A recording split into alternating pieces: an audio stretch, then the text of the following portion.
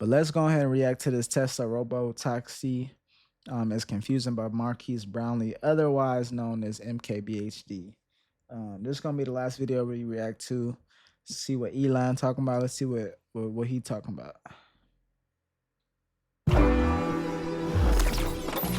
Okay, so the Like. Tesla robotaxi unveiling event was a couple days ago, and it might be the weirdest tech event I've ever been to. You might have seen some clips from it at this point. I was there. I rode in the self-driving robotaxi. I explored the insane-looking robo van, and I talked to. That is wild. If y'all don't know about it, here in the Bay, at least, we have the Waymos, which is owned by Google, otherwise known as Alphabet. They have these self-driving Jaguars, and they pretty dope. I haven't rode in one yet, but I definitely want to. KB, me and you might have to do that. It's pretty cool. It's like a lift, but you gotta pay through an app, and it come pick you up, and it's self-driving. But everything is, from what my coworkers say, everything is legit. So we gotta do that. I'm not gonna lie. But so I guess Elon trying to compete with Waymo in this self-taxi driving thing he got going on. But honestly, bro, they look really nice and stuff like that, but they be having problems. And I've heard by so many people that they be having a lot of problems. So I don't know. I don't know. Optimus robot. And then I left feeling kind of confused. It was a weird event. So here are the three main big reasons why. So first of all, the RoboCab. This was the main thing that we knew we were going to see, this full unveiling of a fully self-driving Tesla. And we saw it, and it looked like this. Very, very much like a mini Cybertruck. Like you've got the light bar on the front, the light bar on the back, the complete lack of rear visibility. But then, of course, you can see it's a two-door, two-seater passenger car. People were wondering like what a full self-driving RoboCab or cyber taxi, whatever we're calling it, would actually look like, whether it looked dramatically different from a normal car like a Model 3 or even a Waymo. And there are some things that are significantly different about this thing they rolled out. I mean, on the outside, it's light gold.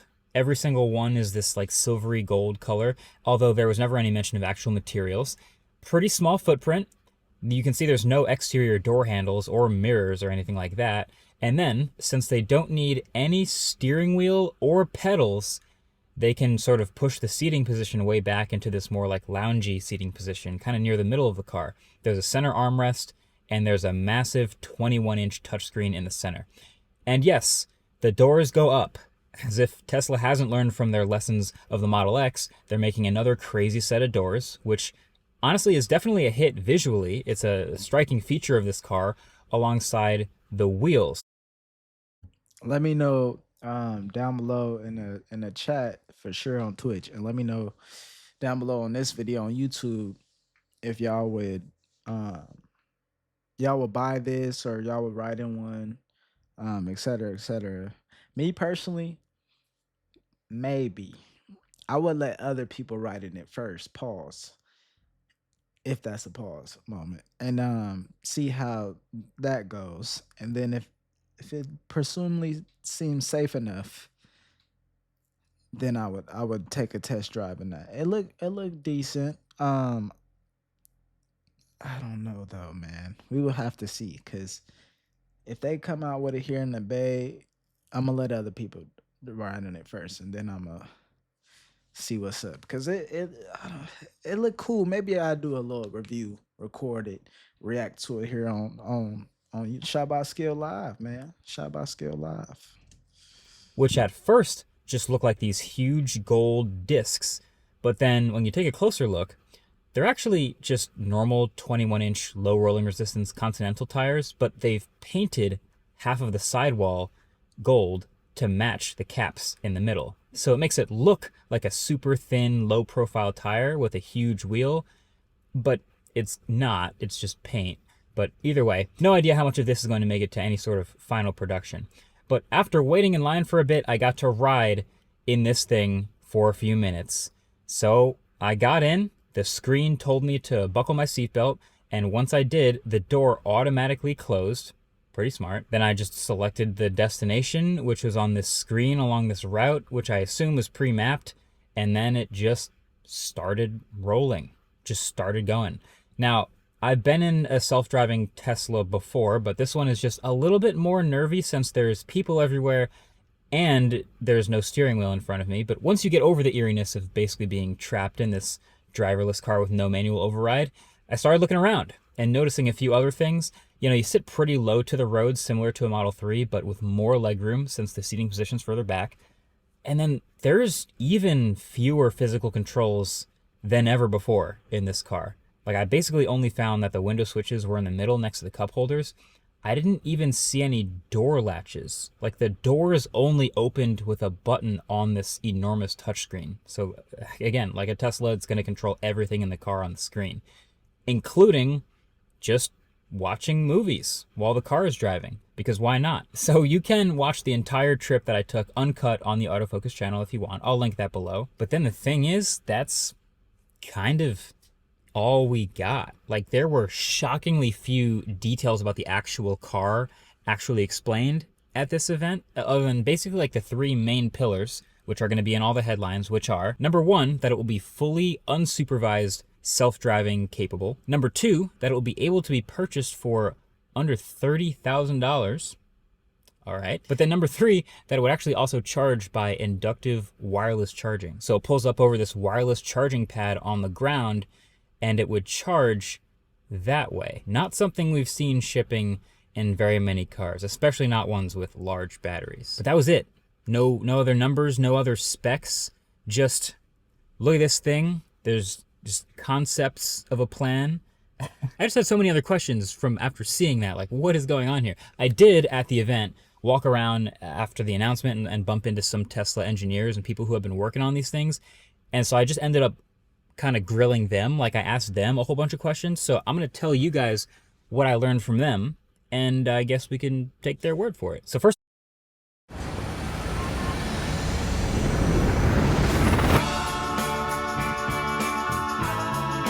These ads. I'm gonna give you two.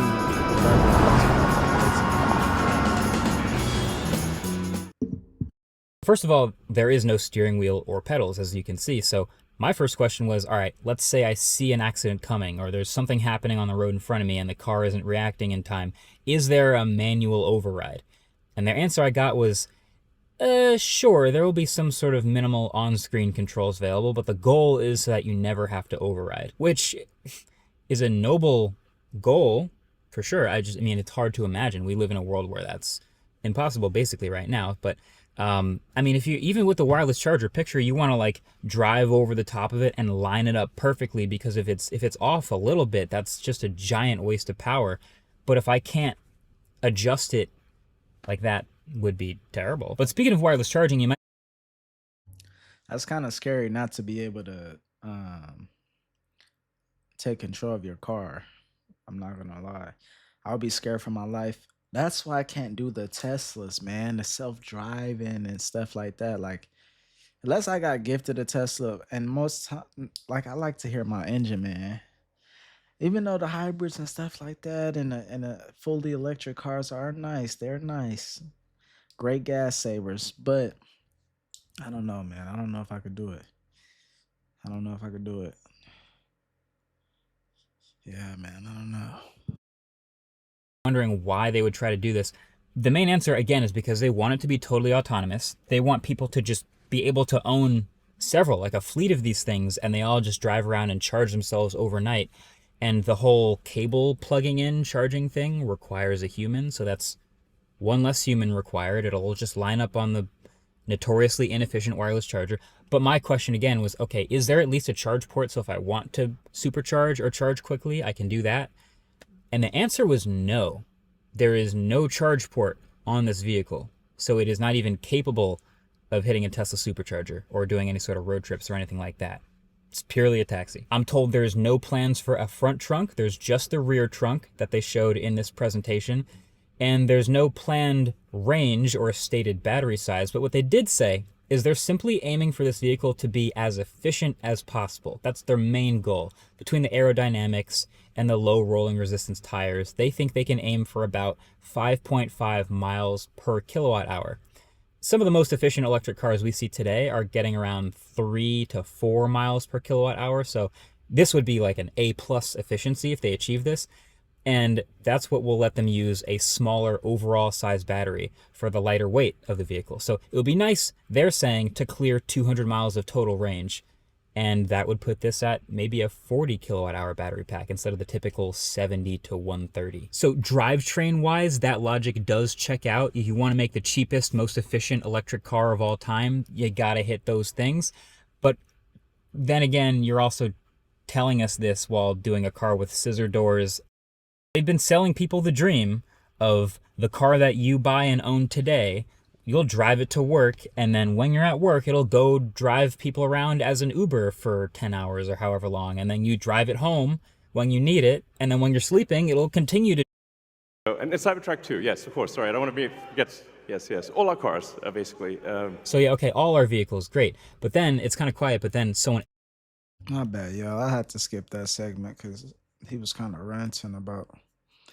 I understand he has to really break down the details of it, but it's not that interesting to me. I want to see what this van does. Yells out, "What about Hardware 3?" Which is a basically, if you don't know, a reference to older Model 3s. And his response? So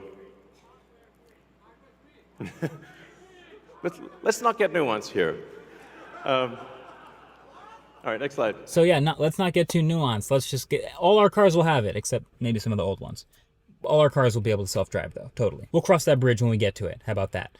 But here's a bridge that I don't think we'll ever actually get to cross, which is the second thing that was insane that was announced at this event, which is the Robo Van. So somewhere about halfway through this presentation, they roll out this one-of-one, super futuristic looking massive van thing. Kind of looked like it looked like the military vehicles from iRobot, to be honest, which that's probably not a good thing, but yeah, it rolls out and they give us, again, very, very few details. This is going to be a robo van that can hold like up to 20-ish people, and it'll be fully electric and fully autonomous and take groups or teams of people from point A to point B.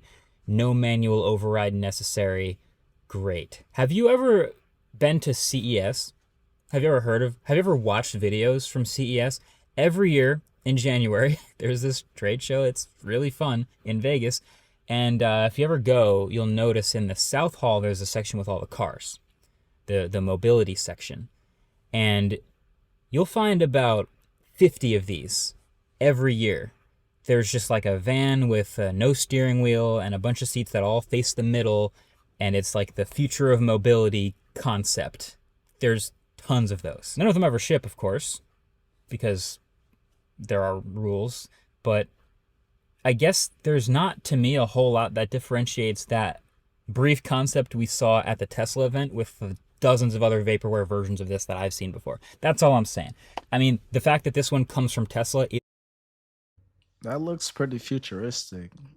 I like the design of the seats and the spacing and the lights. I would ride into it on a drunk night. Into it and it on a drunk night, going out or something like that. That's the ultimate future, I believe. Honestly, that's why they have those Waymos out already. But I think he did steal those designs from iRobot because I was seeing those pictures and they look very, very similar to each other. But let me see how much we ain't gonna go through the whole video. This one isn't as detailed as some of his other videos. It's not like a full-on review. It's kind of like his thoughts. But let me know what y'all think of this robo taxi and this robo van. Um, in the comments on this video, if y'all would ride in one, if y'all would buy a robo taxi in the future. Some people are really, really into this stuff.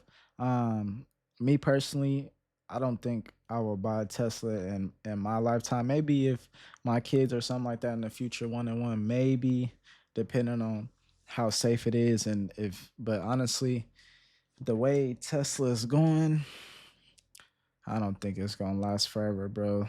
Elon be firing people all the time, and It's a lot of stuff that go on that a lot of people know in this industry, bro, that's not good. And you can see him kind of skipping through the keynote, like he's not even really being detailed. And as a CEO of a company, bro, you got to be detailed and know what's going on with your company and like the fine details. And you could tell he don't know because he don't be there. He trying to run SpaceX and worry about the future of space and then worry about Tesla. And it's hard to do that. Both two big companies, you just hiring engineers to do their job and not really supervising them and expect them to come out with this grand product for the public. So um not too sure, but that's gonna conclude tonight's stream. I appreciate KB for tuning in. I'm not sure who else in here. Um, they're not active in the chat, but I appreciate you for tuning in.